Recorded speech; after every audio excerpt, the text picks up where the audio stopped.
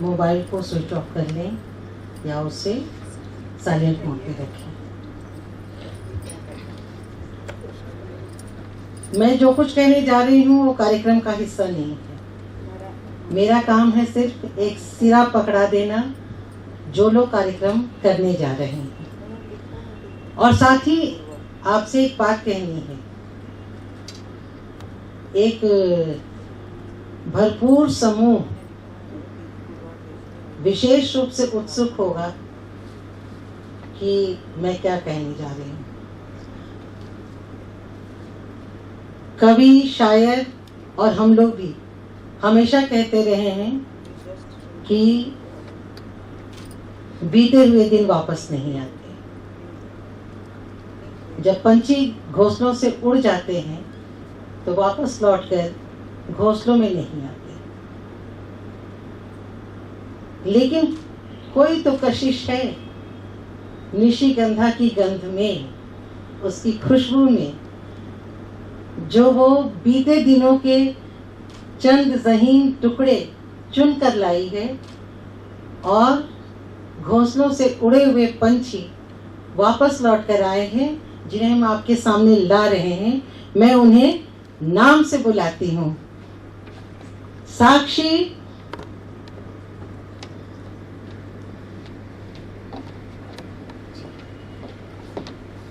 तेजस्विता,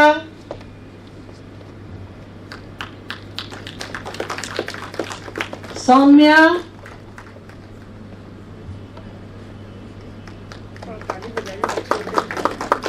अर्णव रामकृष्णन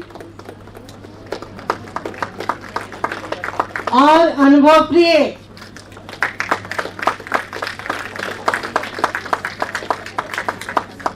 गुरु की सेवा में ये सारे पूर्ववर्ती छात्र छात्राएं हाजिर हैं, और अब कार्यक्रम का जुआ इनके कंधों पर है।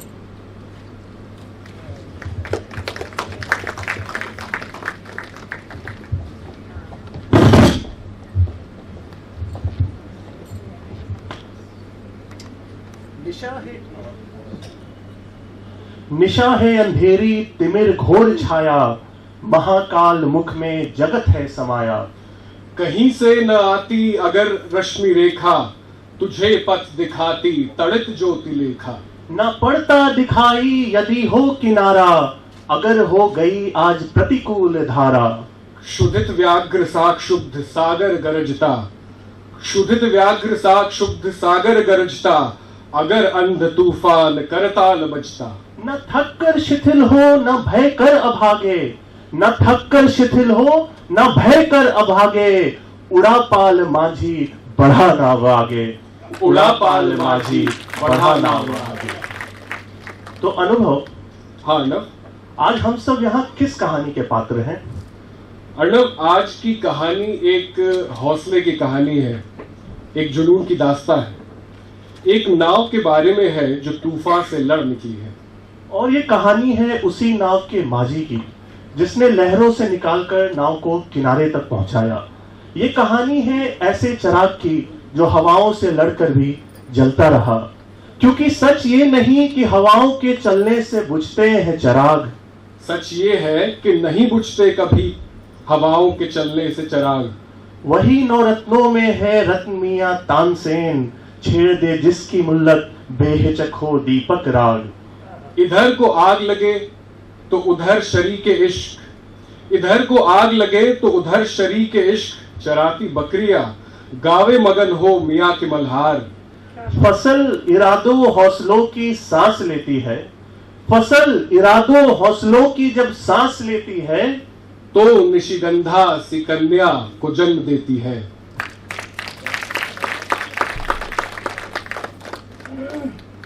अब हम आमंत्रित करने जा रहे हैं इसी कहानी के दो अन्य पात्रों को, जो आपको इस कथा यात्रा पर ले जाने के लिए तत्पर खड़े हैं।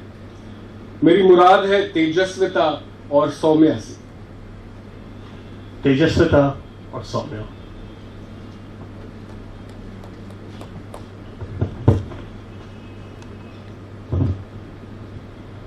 उसे गुमा था कि ये उड़ान मेरी कम है, उसे गुमा था कि मेरी उड़ान कुछ कम है।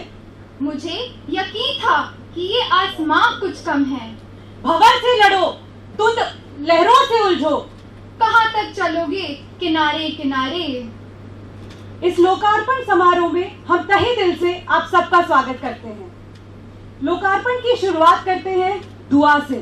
दुआ जो एक गीत के रूप में पेश की जाएगी। ये दुआ जिन्होंने लिखी है और धुन में पिरोई है, वो एक लेखिका है, एक शिक्षिका है और एक माँ भी। इसे संगीत से सजाया है एक पिता तुल्य व्यक्तित्व ने। इसे पेश करने अब आ रही हैं श्रीमती पूजा सारस्वत और कैप्टन मोहन सिंह रावत।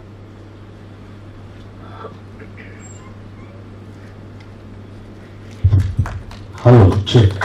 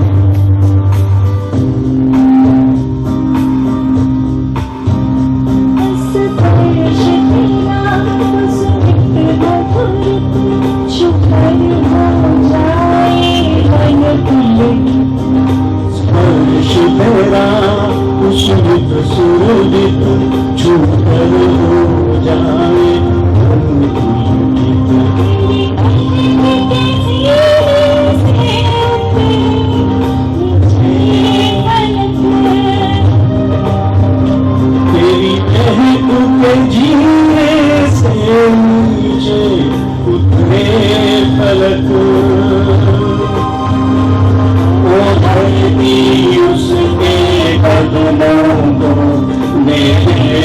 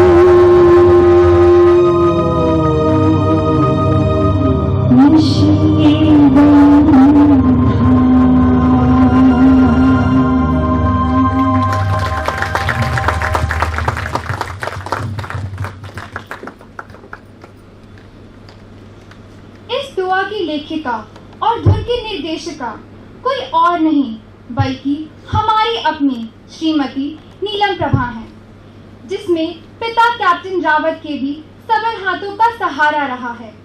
ये लोग आगे आए क्योंकि ये काव्य संग्रह उनका है जिन्हें वो अपनी बेटी मानते हैं।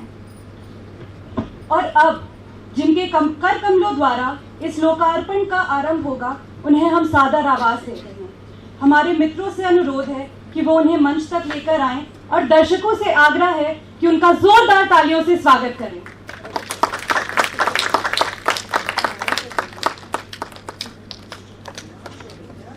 अब हम आमंत्रित करते हैं बहुत चर्चित एवं बहुत प्रसिद्ध कवि श्री आलोक धनवा का।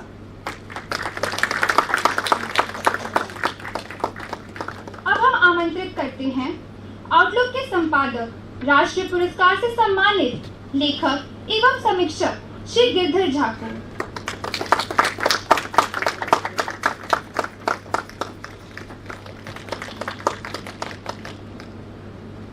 अब हम बुलाते हैं पटना का एक परिचित चेहरा और जाने माने पत्रकार श्री अरुण कुमार को।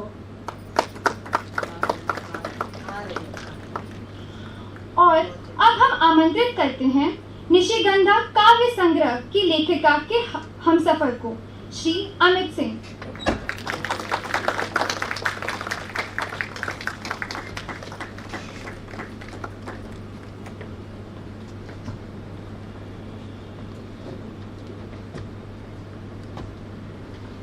अब हम बुलाते हैं निशिगंधा की जन्मदात्री डॉक्टर निशि सिंह।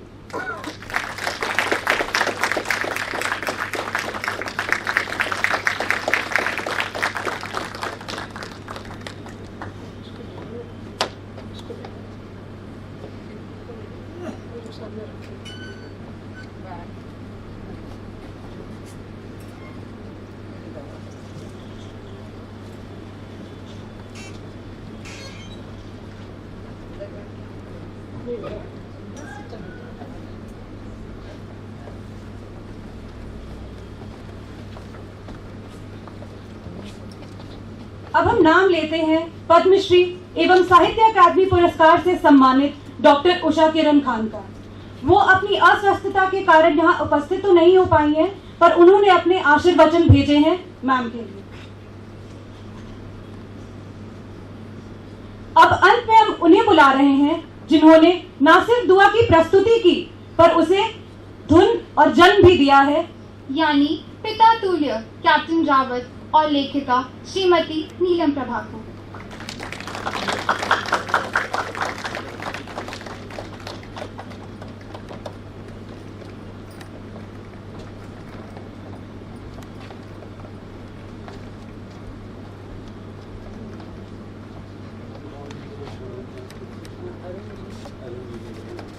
अब हम अपने साथियों से अनुरोध करते हैं कि जिनके हाथों लोकार्पण हो, उन्हें उत्तरीय प्रदान कर उनका स्वागत करें।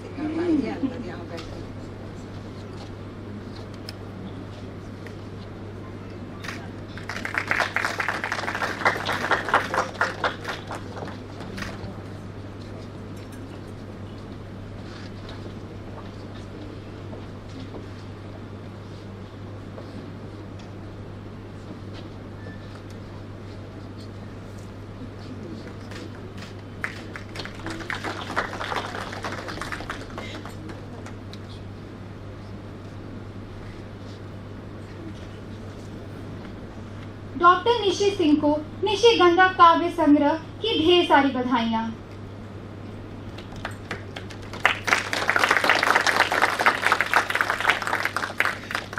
सबसे पहले अपने आशीर्वचन के लिए हम बुलाते हैं पिता तुल्य कैप्टन रावत को।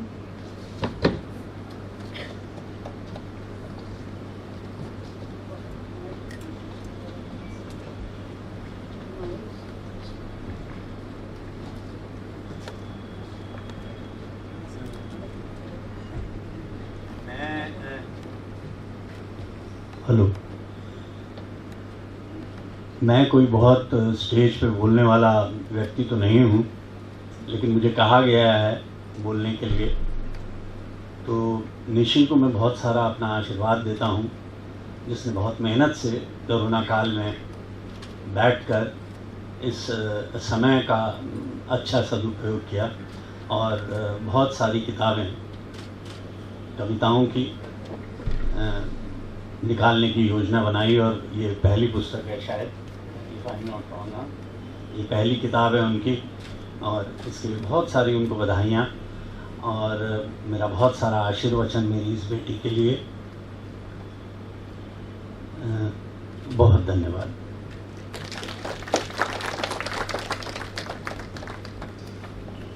और अब बारी है निशिगंधा की लेखिका के हमसफर श्री अमित सिंह।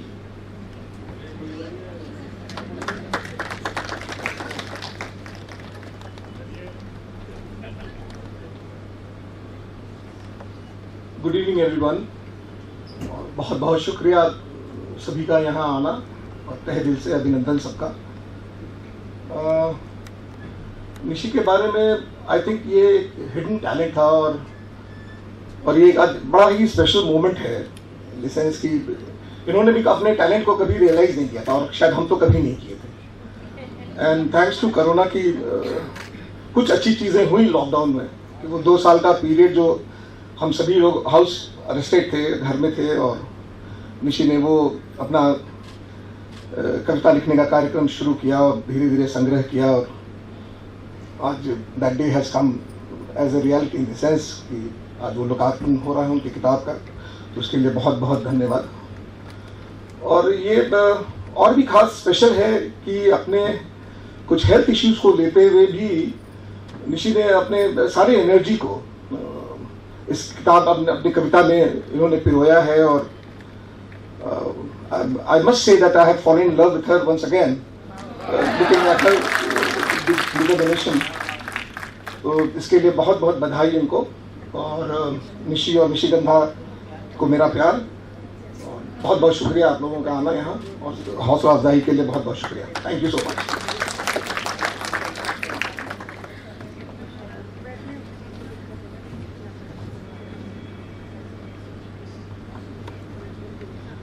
आमंत्रित करते हैं आउटलुक के संपादक, लेखक एवं जाने माने समीक्षक श्री गिरधर झा को।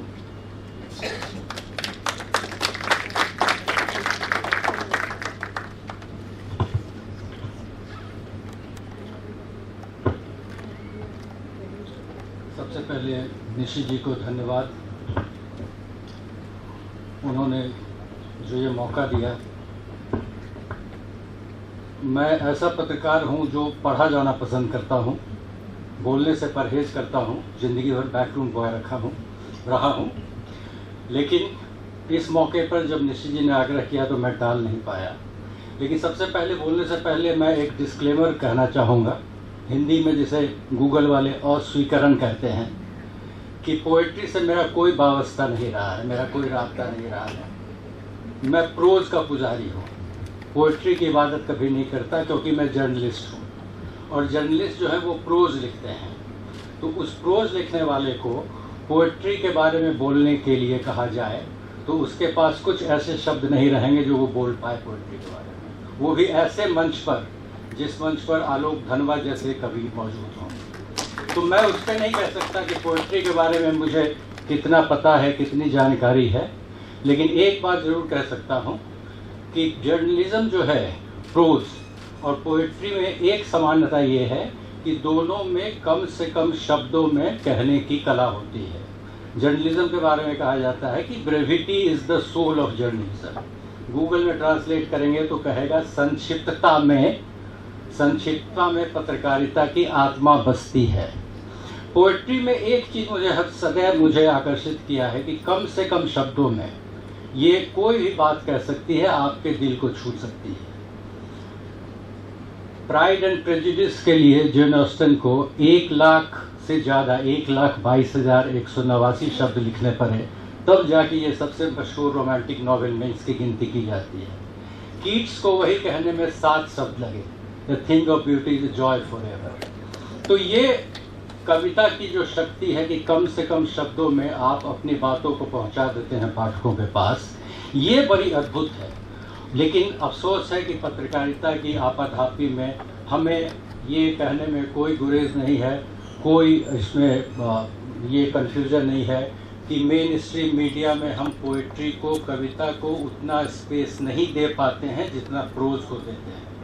और ये विडंबना है, क्योंकि पत्रकार के रूप में हमारा जो आइडल है, हमारे जो आराध्य देव हैं, वो कबीर हैं कि कबीरा खरा बाजार में, ना काहू से दोस्ती ना काहू से बैर। एक पत्रकार के लिए यही फिलॉसफी है जिस पे वो चलता है, और इसके बावजूद हम कविता को वो स्पेस मेन स्ट्रीम मीडिया में नहीं दे पाते हैं जो हमें देना चाहिए।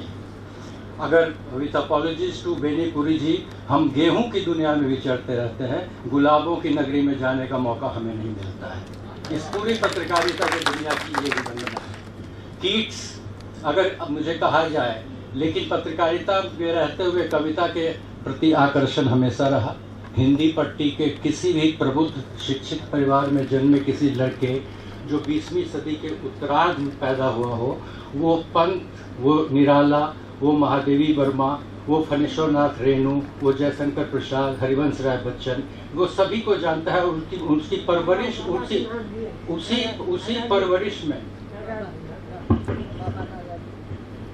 उसी परवरिश में बाबा नागार्जुन हैं, जितने भी लोग हैं, उनकी परवरिश, हमारी परवरिश उनके किताबों के बीच में हुई।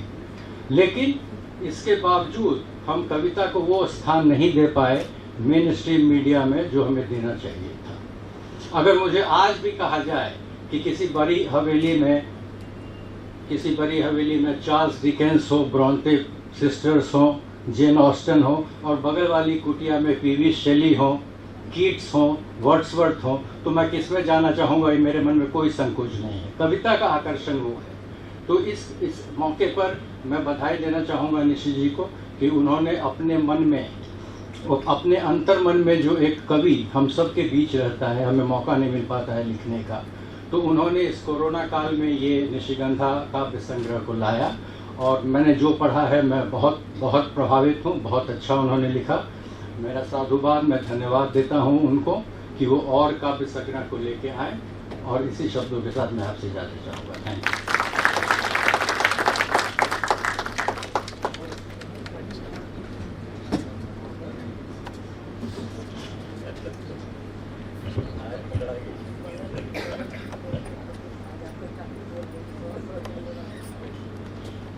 हम उनका स्वागत करना चाहेंगे जो पटना का एक परिचित चेहरा है, जाने माने पत्रकार श्री अरुण कुमार को।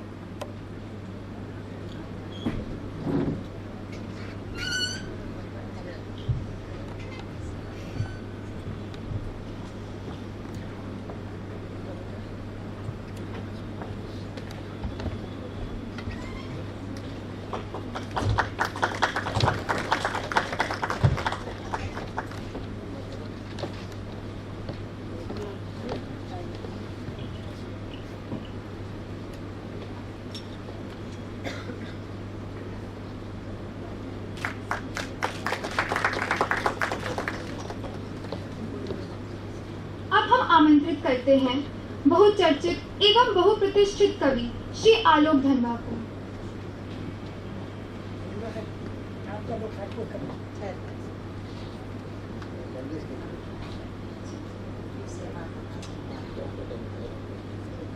अब हम बुलाते हैं पटना के एक परिचित चेहरे और जाने माने पत्रकार श्री अरुण कुमार को।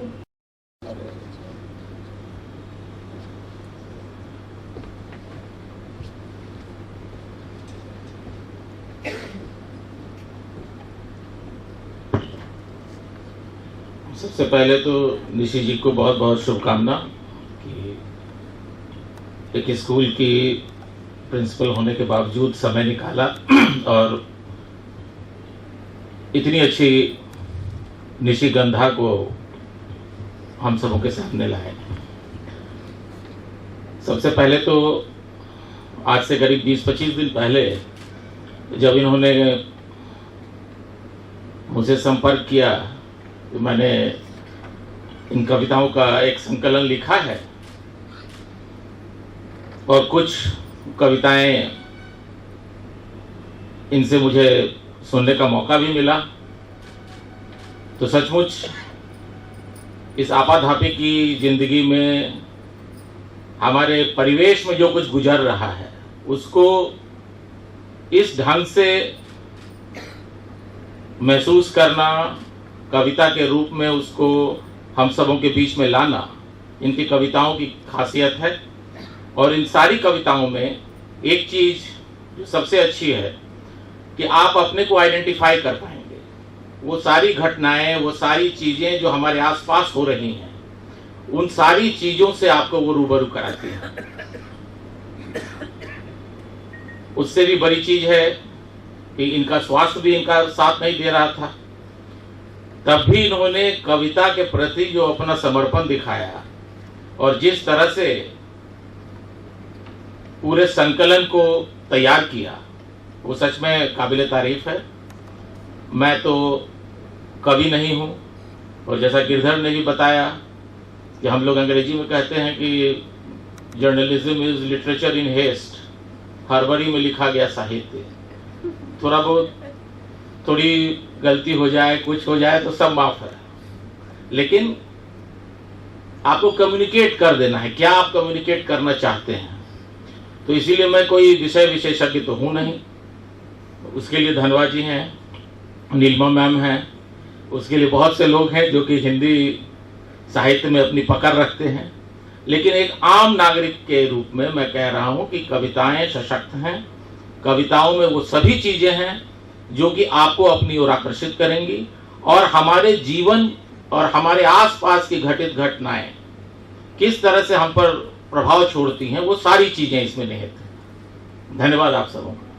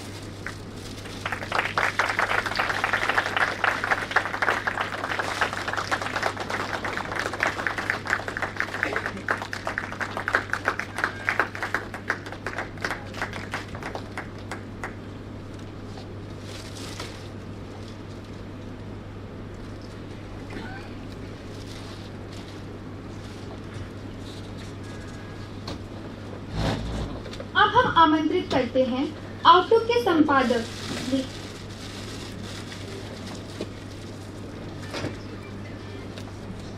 अब हम आमंत्रित करते हैं बहुचर्चित एवं बहुप्रतिष्ठित कवि श्री आलोक धनवा को।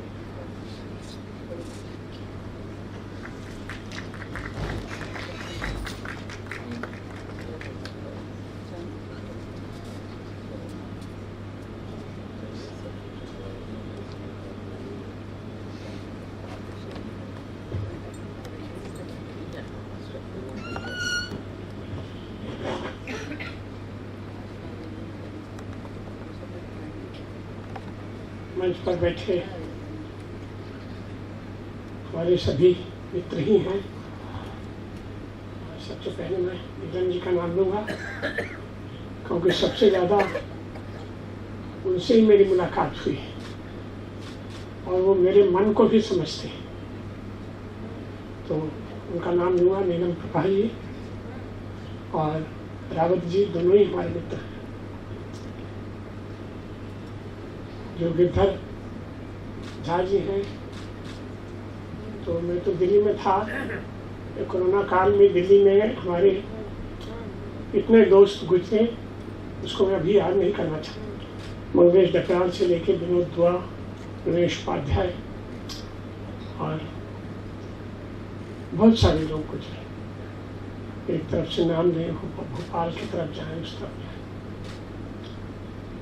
तो उसके बाद दिल्ली जाने की हिम्मत नहीं हुई। और जिसमें वो काम कर रहे हैं उसमें भी मेरे मित्र थे। नीलाम मिश्र, ये रजत को याद होगा, नीलाम मिश्र के यहाँ थे वो पहले, अंग्रेजी के ही आदमी थे, अंग्रेजी से नहीं किया था उन्होंने, और अचानक उनको जाना पड़ा नीलाम मिश्र को। तो साउथपुर में भी ये है। और जो अरुण जी हैं, उनको तो ज़्यादा दिनों से जानता हूँ, और जो रावत जी हैं उनको भी जानता हूँ बहुत अच्छी तरह से। तो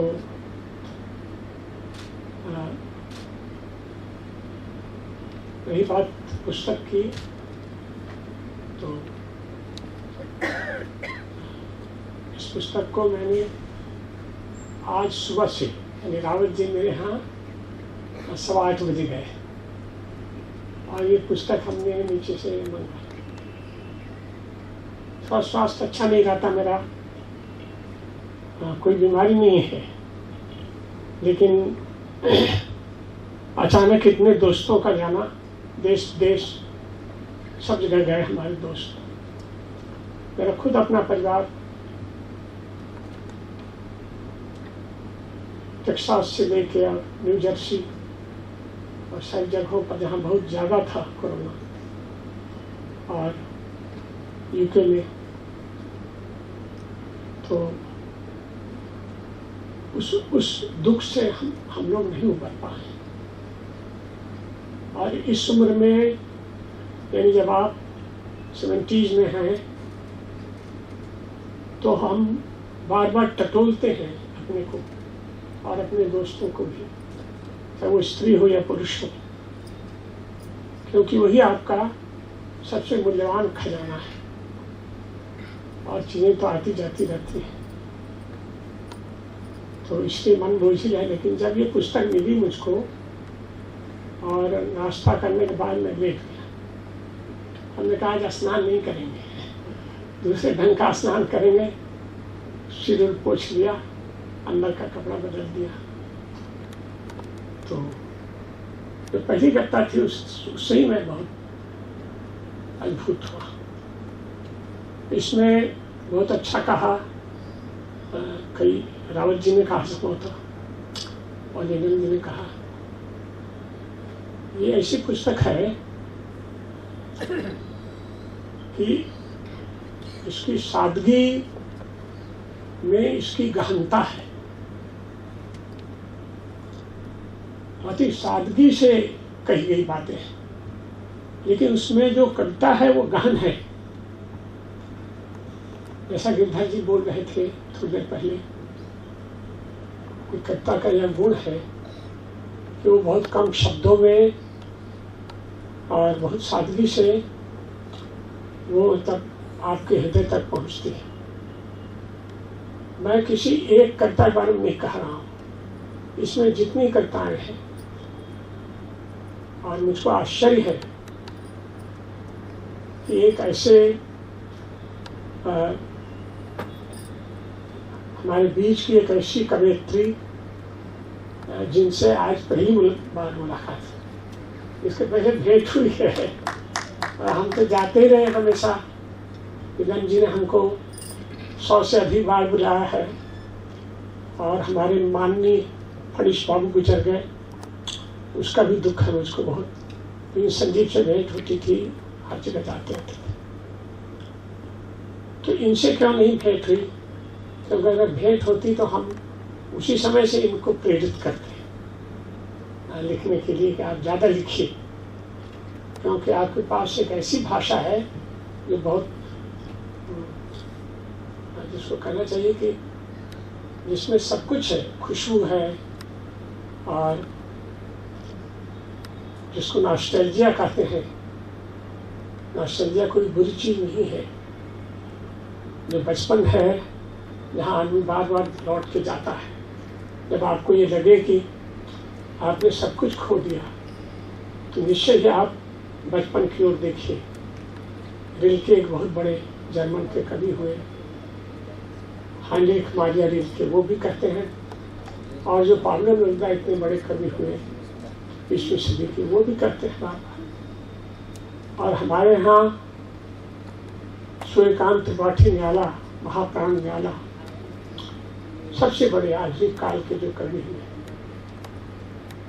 वो दुखों के बीच ही रहे, ऐसा उनका जीवन था। और आज़ादी की लड़ाई में जो लोग शामिल थे, उन्होंने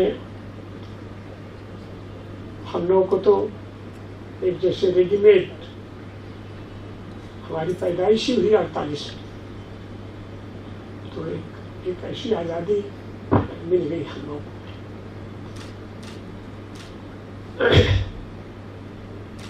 तो न्याला हमेशा इस बात को कहते हैं कि एक छोटी सी कविता है न्याला की, मैं आज के दुख को देख के कह रहा हूँ, जो हम लोगों ने 3 साल में झेला है, और हमारे बच्चों ने, हमारे घर की स्त्रियों ने, और पूरे देश ने, या कहना चाहिए कि पूरी पृथ्वी पर। तो वो कहते हैं कि मतलब एक ठूंठ है, एक पेड़ जिसपे सारे पत्ते गिर चुके हैं, और अब वो लगभग सूख रहा है, और कोई भी उधर नहीं आता। उसकी छाया में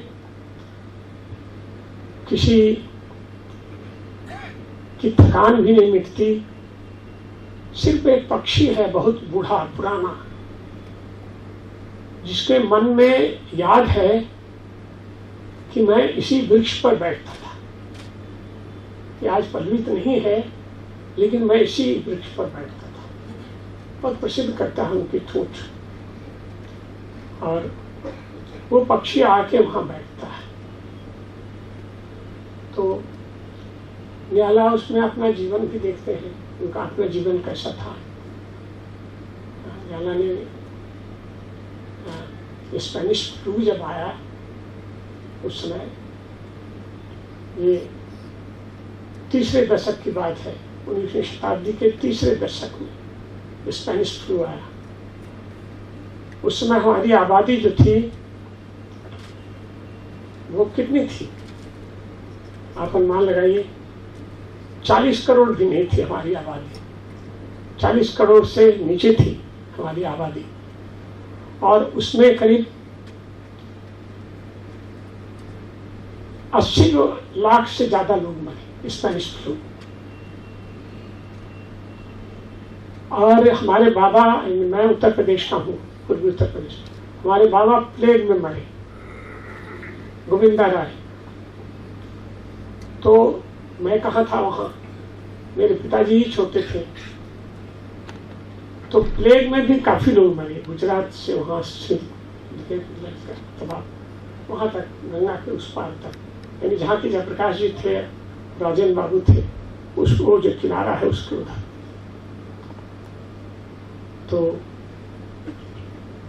ये दुख की बातें हम लोगों ने रखी, लेकिन आज जब इस पुस्तक को हमने पढ़ना शुरू किया, तो इसमें इतनी गहरी भावनाएं हैं कि मैं प्रेमवश भी और खुशी से भी, कुछ नहीं हुआ मुझे, मेरी आंखें भीगती थी, मेरे पास कोई शब्द नहीं है, अभी भी नहीं है। और मैं कोई अतिरेक में नहीं बोल रहा हूँ, मैं काफी दिनों से इसी पटना में हूँ, यानी अनुमान लगाइए हमने 64 में मैट्रिक पास किया था, तो आप इससे लगाइए कि हमारा जमाना कितना लंबा बीता। यूनिवर्सिटी, पटना यूनिवर्सिटी में मैं पढ़ता था 64 से 65 के बीच। रजत बैठे हैं यहाँ, तो वो खुद भी लिखते हैं, अखबार में तो है। तो हमारे मित्र थे नवकिशोर चौधरी, हमारे साथ पार्टी थे, प्रिंसिपल भी रहे वहाँ के। और पार्ट 1 में BA पार्ट 1 में हमने पढ़ाई छोड़ दी। हमने कहा नहीं, मेरा मन नहीं लगता है। तुम्हारे भाई थे PMCH में, बोले क्या करता है मन? बोले यही संगीत में और कविता लिखने में। बोले ठीक है, छोड़ दो। उसके बाद से तो पूरे देश में घूमते रहे। जाना तो संगीत में चाहते थे। हमारी गाड़ी अभी सब पे ही है। किशोरी अमोलकर बहुत बड़ी गायिका हुई, आज सब लोग जानते हैं, उनके नाम से परिचित हुए। और उनको जब पहली बार सुना हमने यहाँ पटना में, तो नाक उनकी बड़ी खड़ी थी और दुबली पतली थी। और मैंने कहा हमारी पटरी इनसे खाएगी, तो इनके साथ भागे रहेंगे। भागने का सारा कार्यक्रम हो गया, लेकिन हमारी एक बहन सरोज है जो अभी टेक्सास में है, तो वो यही थी। वो हम जान जाती थी पहले से हमारे मन में क्या है। तो उसने कहा तुम कहीं भागना चाहते हो? हमने कहा हाँ, भागना तो चाहते हैं। मुझसे झूठ मत बोलो, भागोगे क्यों? पिताजी से पैसा ले लो, बड़े भाई से पैसा ले लो और तब जाओ। संगीत तो कोई खराब काम नहीं करो, संगीत गाओगे। लेकिन फिर हम नहीं जा सके। गए हम बॉम्बे, बार बार गए और बॉम्बे में महीनों रहे। उनके जहाँ वो थी अभी, अब वो जगह बदली है, तो उसमें तो वहाँ भी बॉम्बे में कितने लोग थे? बहुत ही कम लोग थे। आप अनुमान नहीं लगा सकते कितने कम लोग थे बॉम्बे। तो इस संकलन में हमारा कहना है कि जहाँ से मैं कुछ करता है, मैंने सोचा था कि सुनाऊंगा, लेकिन मैं खुद ही बहुत भाव विह्वल हो गया। और देखिए माँ पर जो इनकी लिखी हुई कथा है उसको सुनिए। माँ से बड़ा तो कोई कथा का भाव नहीं है।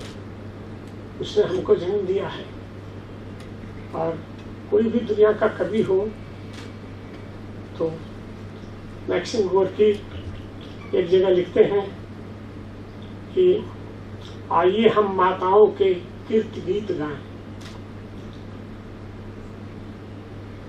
जो नहीं होती तो न कवि पैदा होते और न शूरमा यानी वीर। ये लिखती है, माँ तुम अक्सर चुपके से अपनी यादों से दिल के तारों को सहलाती हो। मेरी तपती हुई मन वसुधा पर बारिश की बूंदों सी बरसती हो। अब ये देखिए, माँ तुम अक्सर धीमे से कानों में जल तरंग सी बजती हो।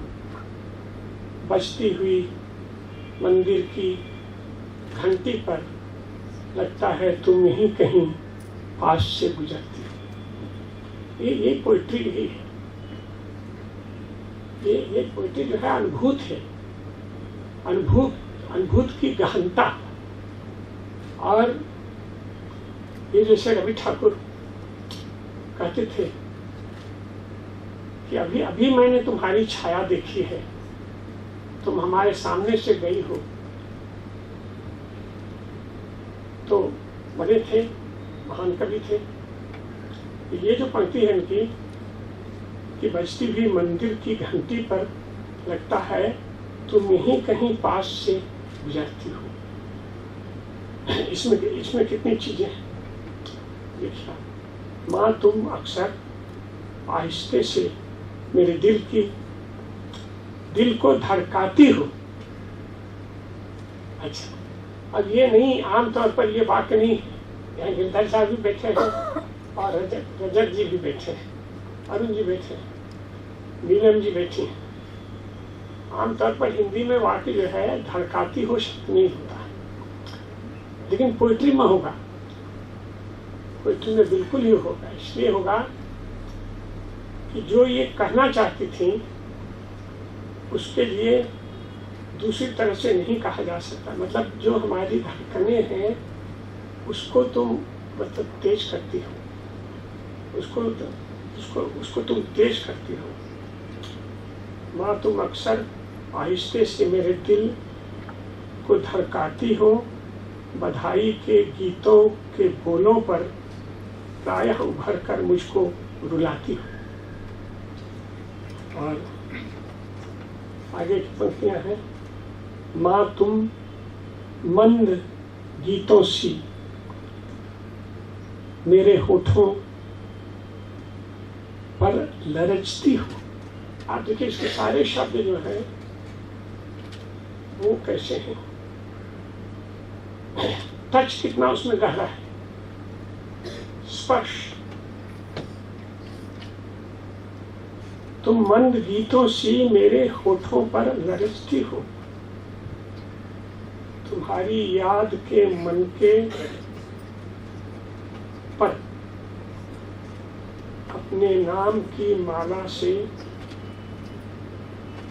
मेरी आंख जब भरती हो। तो ये ठीक है, आप कहिएगा कि आपका नाम है, अरुण कमल जी का नाम है, और भी 1 2 3 हमारे इस ग्रुप में जो है, लेकिन हमारे लिए भी कठिन है इस तरह लिखना, क्योंकि इनके बगैर शी इज नॉट प्रोफेशनल। तो कहिए क्या मैं पेशेवर नहीं, मैं भी पेशेवर नहीं हूँ। फिर भी जब आप पूरा जीवन कविता को दे चुके तो वो आपका पेशा है कविता लिखना, और लेकिन उनका पेशा नहीं है निशी सिंह का कविता लिखना। वो एक ऐसे दुख के बीच से गुजर रही हैं, जैसा कि कहा गया भी कि वो अभी भी उससे बाहर नहीं है, बाहर हो जाएंगी। और पहली बार जीवन में उन्होंने कविता लिखने की कोशिश की, और इनकी भाषा में जो घनीभूत पीड़ा है वो अद्भुत है, अपने आप आश्चर्यचकित कर देने वाला है। एक कविता मैं और सुनाऊंगा।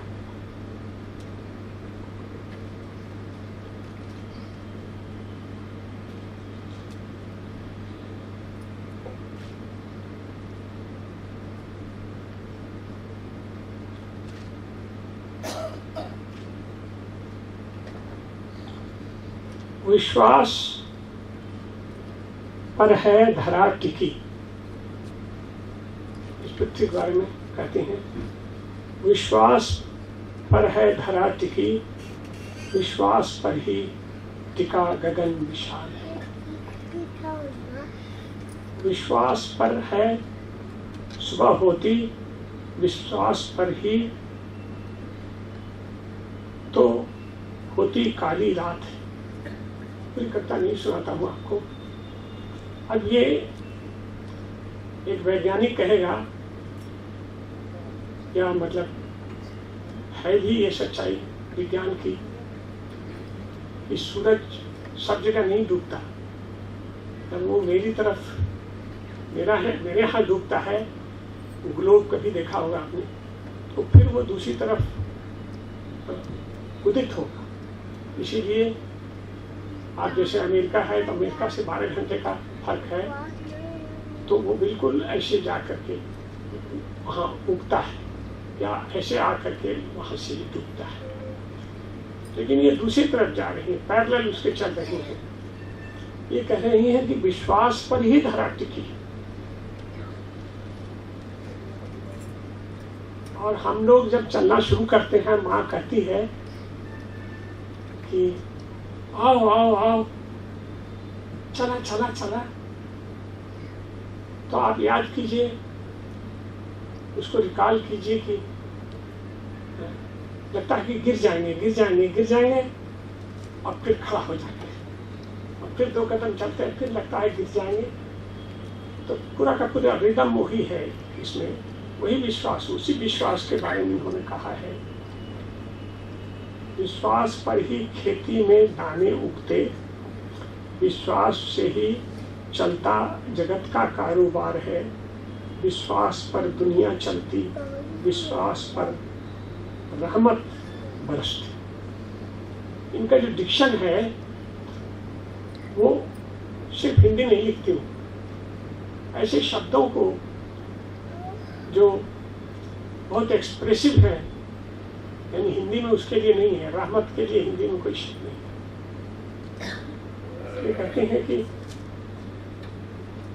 दाने उगते और विश्वास पर रहमत बरसती, वरना मंदिर की मूर्तियां कुछ नहीं है बोलती, विश्वास से रिश्ते बनते, विश्वास से ही मजबूत होते, वरना बरसों तक मियाँ बीवी साथ कैसे चलते। कितना टफ है, और सिर्फ टफ ही नहीं है, डेलिकेट है उतना ही ज्यादा। बल्कि जे कृष्णमूर्ति हमारे गुरु रहे, और बहुत गुरु रहे। प्रफुल्ल जयकर थे इंदिरा गांधी की दोस्त, उनके भी गुरु थे, इंदिरा गांधी के भी गुरु थे। भारत में तो सोशलिस्ट, जितने सोशलिस्ट थे खास करके, खुद जवाहरलाल जी वो भी जानते थे उनको।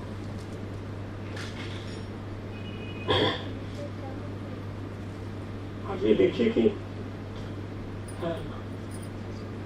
वरना बरसों तक मियाँ बीवी साथ कैसे चलते, विश्वास पर दोस्ती निभती, विश्वास पर ही प्रगाढ़ होती, वरना बचपन की दोस्ती ताउम्र कैसे चलती। ये मुश्किल। हमारे घर में एक बच्चा है विकास, जो कि डॉक्टर है, और उसने 400 से ज्यादा क्रिटिकल मरीजों को बचाया इस बार कोरोना में। जब वो खुद यहाँ मुंगेर में बीमार पड़ा था, तो 17-18 दिन बुखार नहीं उतरा, तो उसकी माँ रोने लगी। मैंने कहा नहीं, पटना चलते हैं। पटना आए तो डॉक्टर AK दत्ता बहुत बड़े फिजिशियन, उन्होंने बचा लिया उसको। तो ये जो इसमें है कि बचपन की दोस्ती, ये बचपन की दोस्ती तो आगे बढ़ती नहीं है। उसके बीच में मोल तोल, खरीदारी, यानी जो बाजार है, बाजार जो है वो आपको ऐसी जगह पहुंचाता है जहां आपकी सारी बातें मन में रह जाती हैं और आपको थोड़ी सी जगह नहीं मिलती चलने के लिए। तो ये जो विश्वास करता है, इसमें उन्होंने उस बात को कहा है कि वरना बचपन की दोस्ती ताउम्र कैसे चलती। और कितने लोग इतने सौभाग्यशाली हैं जिनकी दोस्ती, बचपन की दोस्ती ताउम्र जो है वो निभती है। ऐसे बहुत कम लोग हैं। हम लोग के साथ कुछ लोग जरूर हैं जिनसे बहुत दोस्ती निभ गई अब तक, और लेकिन ज़्यादातर लोग तो दूर चले गए, बहुत दूर चले गए। कोई अरब चला गया काम करने, कोई इंग्लैंड गया, कोई फ्रांस गया। यहाँ बैठी हैं, बहुत अच्छी पेंटर है कुमारी अंजीत आसाम ने, बच्ची को लेकर। तो इन्होंने काफ़ी काम किया है पेंटिंग में, इसी आर्ट कॉलेज से पास आउट इन्होंने किया। और मैं जब चेयरमैन था तो हमने इनको पुरस्कृत भी किया था। तो हमने कहा आप चलिए, एक खास पुस्तक का लोकार्पण मैं आज करूँगा। तो ये पीछे से आ गए। तो ये सबसे बड़ी चीज़ है कि इस पुस्तक के बारे में जो विस्तार से मैं नहीं कहना चाहता, मैं कुछ लिखूंगा भी, या कोई हमसे बातचीत करे तो एक छोटी सी टिप्पणी मैं जरूर दूंगा 100 पंक्तियों की। तो बहुत अभिभूत हुआ हूँ इससे, और मैं बहुत बधाई दे रहा हूँ निशी सिंह जी को, और आप सभी को मैं बधाई दे रहा हूँ। मंच पर जितने मित्र हैं बधाई दे रहा हूँ कि मैं आपके बीच आया और आपसे बात करने का अवसर मिला, क्योंकि हम 2 साल 2.5 साल से चुप रहते हैं,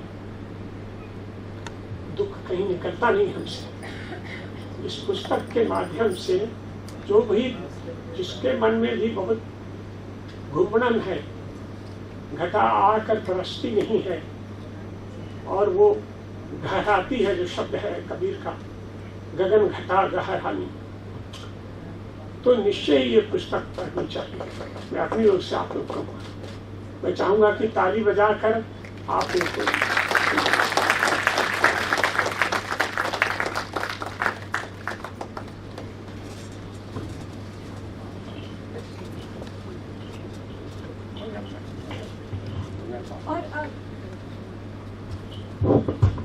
और अब हम उन्हें आमंत्रित करते हैं जिनके हाथों निशिगंधा का विसर्जन आप सबके सामने है। डॉक्टर निशी सिंह।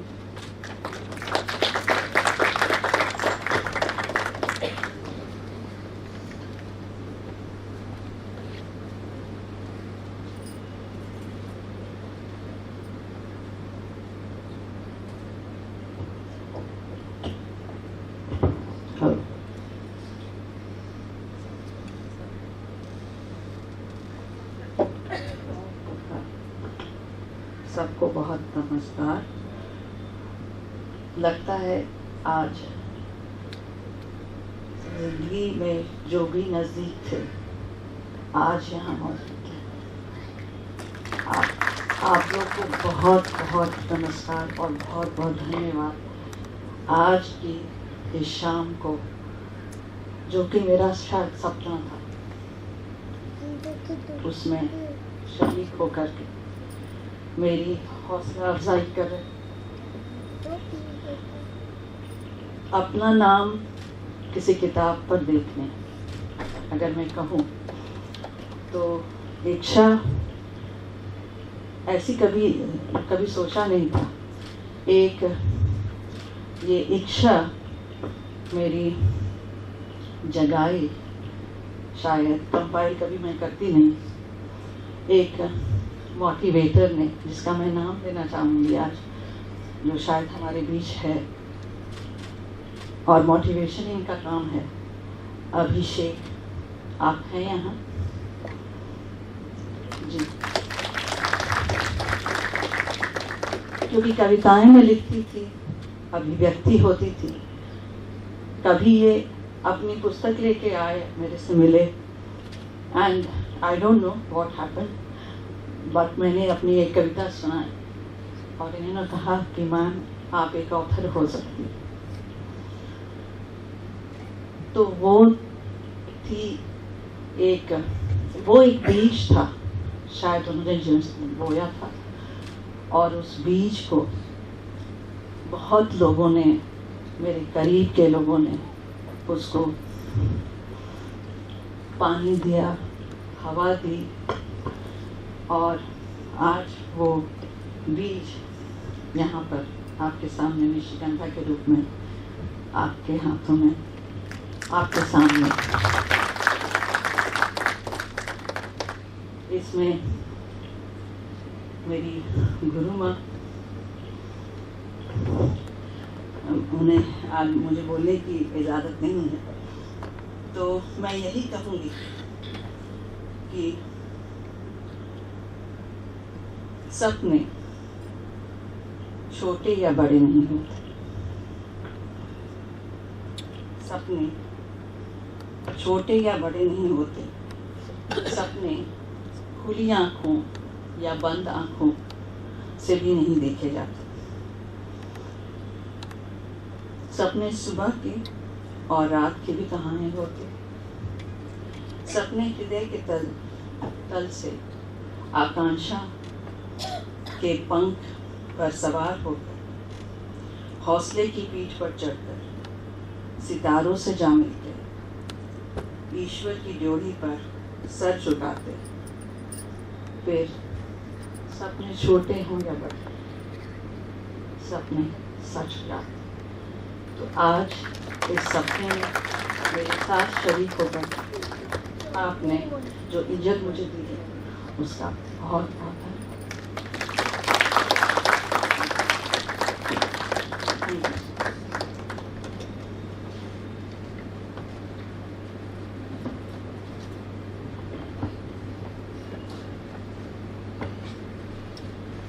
डॉक्टर निशी सिंह मंच पे रह जाएंगी और बाकी लोगों से मेरा निवेदन है कि वे चलकर अपना स्थान ग्रहण करें।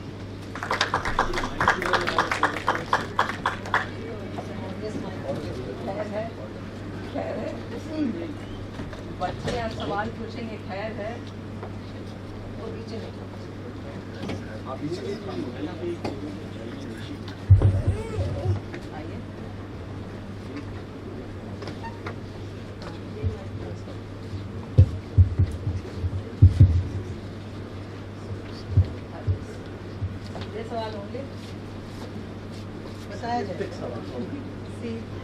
सीधे सवाल होंगे, सीधे साधे सवाल होंगे, सीधे साधे। कहीं पुरानी बातों का ये तो नहीं निकाला, बहुत कोई मार्किंग नहीं है, कोई मार्किंग नहीं, कोई नेगेटिव मार्किंग नहीं, कोई पॉजिटिव मार्किंग नहीं।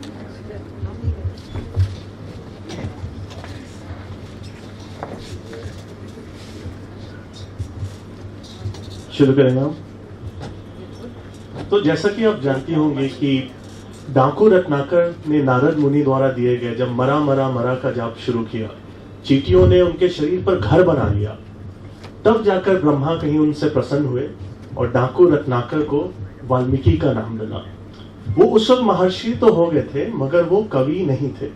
कवि वो कब बने? कवि महर्षि वो कवि तब बने जब उन्होंने एक क्रौंच पक्षी का वध होते देखा और मादा क्रौंच का विलाप सुन उनके मुंह से एक छंद निकला बहेलिये को शाप देने के लिए। तो मैम मेरा आपसे प्रश्न यह है कि किस नारद मुनि के किस शब्द में आपको साहित्य की साधना में लीन किया और क्रौंच वध जैसे किस घटना ने आपको आपके कलम के मुख से छंद निकाला? नारायण नारायण नारायण नारायण। ना से नारद बड़ा हसीन इत्तेफाक है। ना से नारद, ना से नारद और ना से मेरी गुरु माँ नीलम प्रभा। अक्सर जैसे हम सुबह में दुआ सलाम करते हैं और मैम कुछ लिख कर भेजती हैं, तो मैंने भी कोरोना काल में कुछ लिखना शुरू किया। तो एक दिन उन्होंने लिखा, वाह मेरी शायर।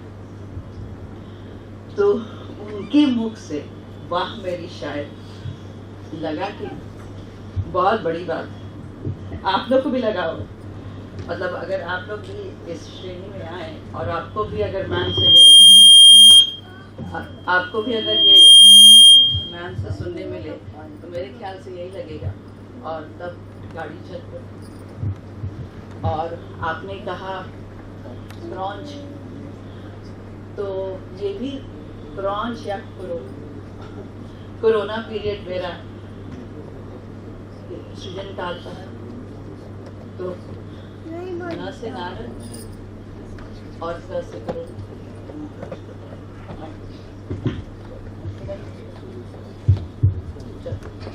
अगला प्रश्न, राम कथा में असंभव सेतु निर्माण का एक प्रसंग है जिसे राम की वानर सेना ने पवन सुत हनुमान के निर्देशन और योगदान से बनाया।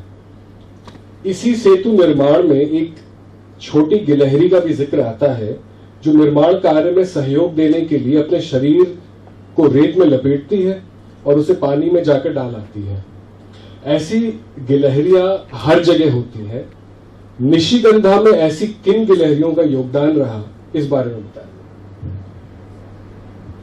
का जो पृष्ठ है या पृष्ठभूमि है तो काफ़ी कठिन है, लेकिन गिलहरियों को अगर देखा जाए तो मेरे घर की गिलहरियाँ, मेरी बेटी रिया जिसने मुझे जब मैंने लिखना शुरू किया तो बहुत मोटिवेट किया, और बेटा अभिरत जब मैंने ये किताब की बात सोची तो अपने मित्र सनातन के साथ उसने किताब की कवर डिज़ाइन करने में मेहनत की, और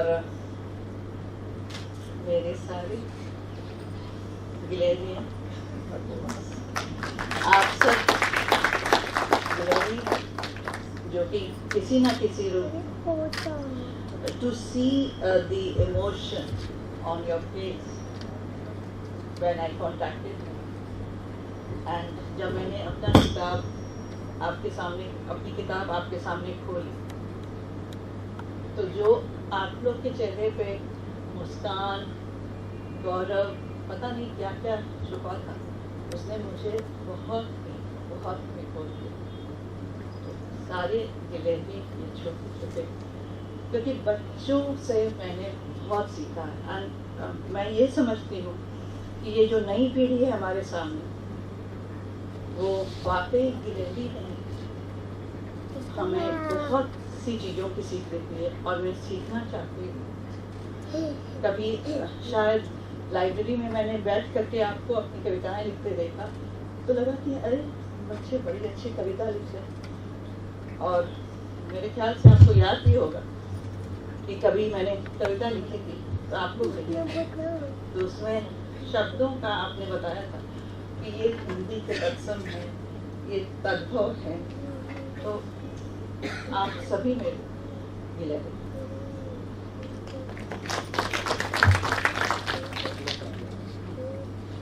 अगला सवाल, रामायण में षड्यंत्र भी है।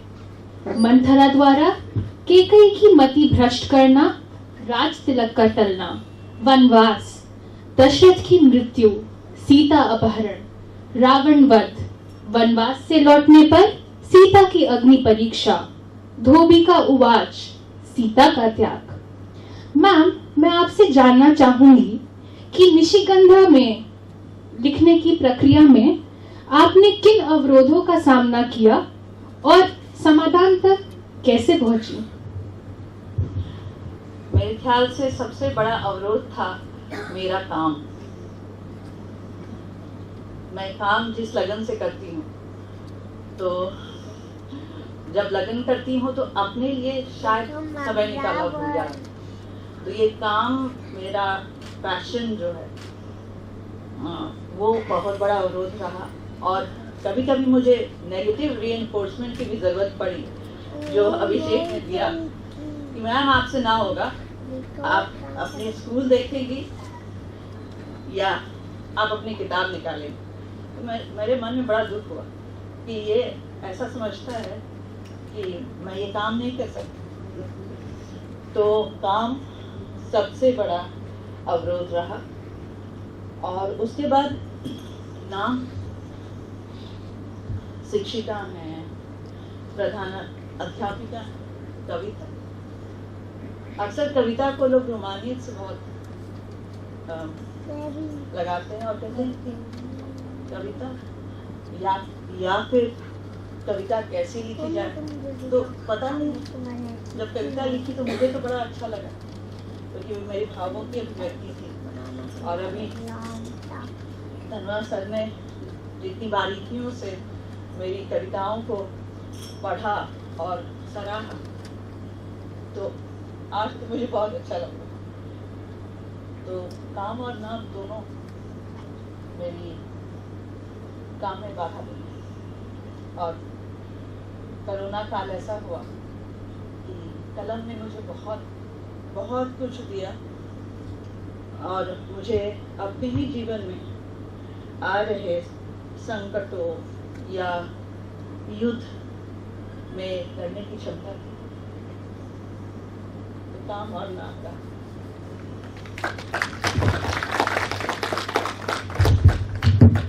चौथा प्रश्न मेरी तरफ से है कि रामायण में तो ऐसे कई पात्र हैं, उनमें से एक पात्र है लक्ष्मण की पत्नी उर्मिला, जिसकी व्यथा से कभी भी उदासीन रहे और ना उसकी चर्चा किसी ने कभी कहीं की नहीं।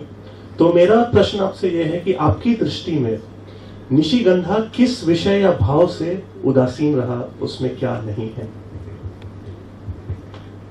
जैसा कि मैंने अभी बताया कि कविताएं तो लिखती थी और उसमें रोमानियत भी बहुत थी। रोमानियत की भी कविताएं मैं बहुत लिखी थी। कोरोना काल में मुझे कभी ऐसा लगा कि शायद मैं ना रहूं, तो मैंने एक कविता लिखी थी, कर लेने दो ना मनमान, लगा लेने दो बालों में गजरा, सजा लेने दो हाथों में मेहंदी, कल मेज पर होगी एक चाय की प्याली, झिड़की कभी न सुनने वाली। तो लेकिन पता नहीं क्यों वो हिम्मत नहीं हुई रोमानियत वाली कविताओं को डालने के संग्रह में, तो इससे उदासीन हूँ।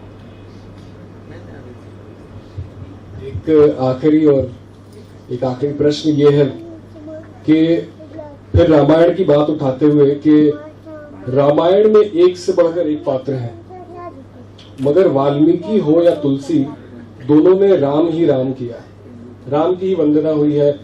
वही राजीव लोचन है, वही धीरोदात्त है, वही नायक है, वही नायिका भी है।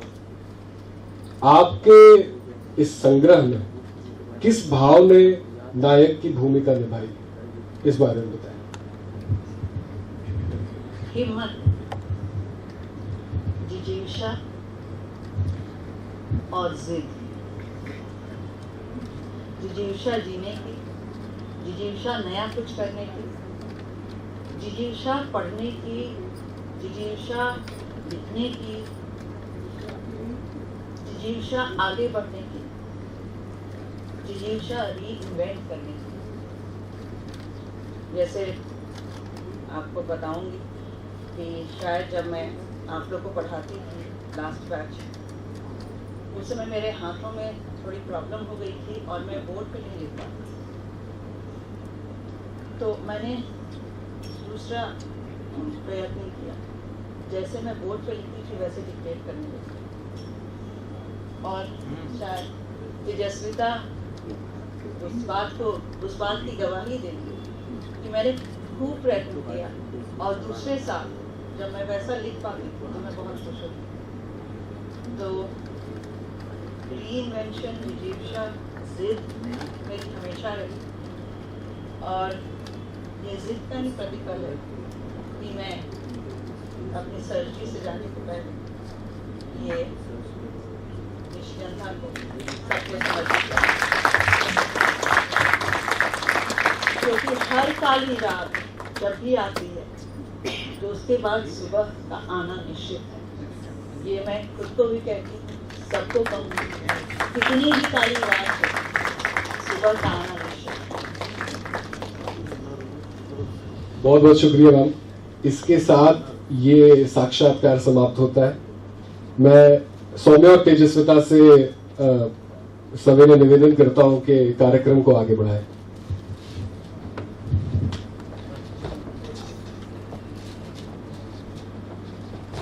एक 4 लाइन में बस बोलना चाहूँगी। मैं रोज युद्ध करती हूँ, मैं रोज खुद से लड़ती हूँ, कभी विजयी होकर मंद मंद मुस्कुराती हूँ, कभी हार भी जाती हूँ, कभी हार भी जाती हूँ।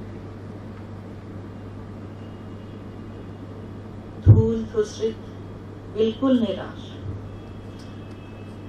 जोड़ती हूँ बीन बीत कर अपने खंडित साहस को, जोड़ती हूँ कांपते कदमों से उठती हूँ, जितना भी जूझती हूँ, कांपती हूँ, लड़ती हूँ, खड़ी होती हूँ, जानती हूँ जिंदा हूँ, मुर्दा नहीं। अपराधिता मैं रोज खुद से लड़ता करते हैं कि वो अपने धन्यवाद ज्ञापन के साथ समारोह का समापन करें।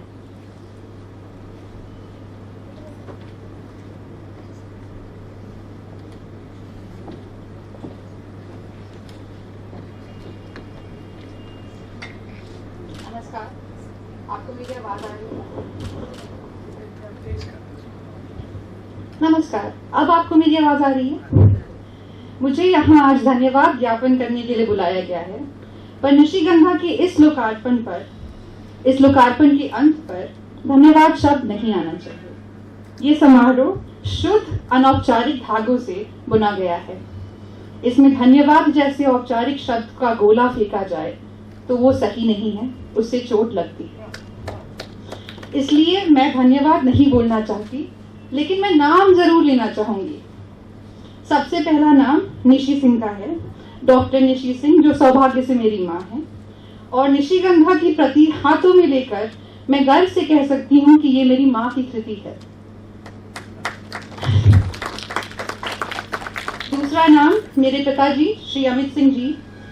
मैं और माँ, एक्चुअली जस्ट माँ जब अपनी स्वास्थ्य से जूझ रही थी, स्कूल जा रही थी और लॉकडाउन में लिख रही थी, उनकी हर बात के लिए पापा ने मौन सहमति दी और मैंने जाना कि मौन की ताकत कभी कभी और ज्यादातर शब्दों से ज्यादा होती है।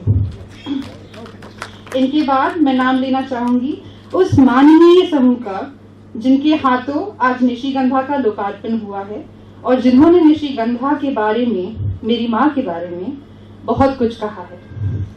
डॉक्टर उषा किरण खान, जो अस्वस्थता के कारण आज नहीं आ पाई, पर उन्होंने मेरी माँ के लिए शुभकामनाएं लिखकर भेजी हैं, जिसके प्रिंटआउट्स बाहर लगे हैं। इन प्रिंटआउट्स के साथ और भी कई सारे प्रिंटआउट्स लगे हैं शुभकामनाओं के साथ। निशिगंधा की संपादिका श्रीमती रश्मि प्रभा, जानी मानी साहित्यकार डॉक्टर अरुण कमल और तक्षशिला एजुकेशन सोसाइटी के सचिव और डीपीएस के pro vice chairman Shri Sanjeev Kumar.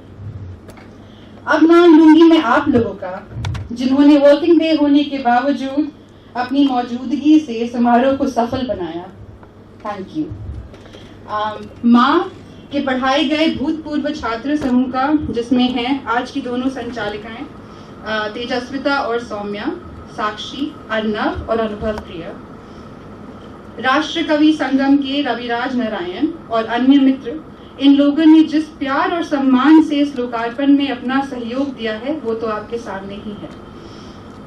Shrimati पूजा सरस्वत का, जिन्होंने आज की दुआ को अपनी मधुर आवाज दी। मेरी माँ के पिता तुल्य कैप्टन मोहन सिंह रावत, जिन्होंने दुआ के संगीत को अरेंज किया और एक आपातकालीन स्थिति में उसे अपनी आवाज भी दी।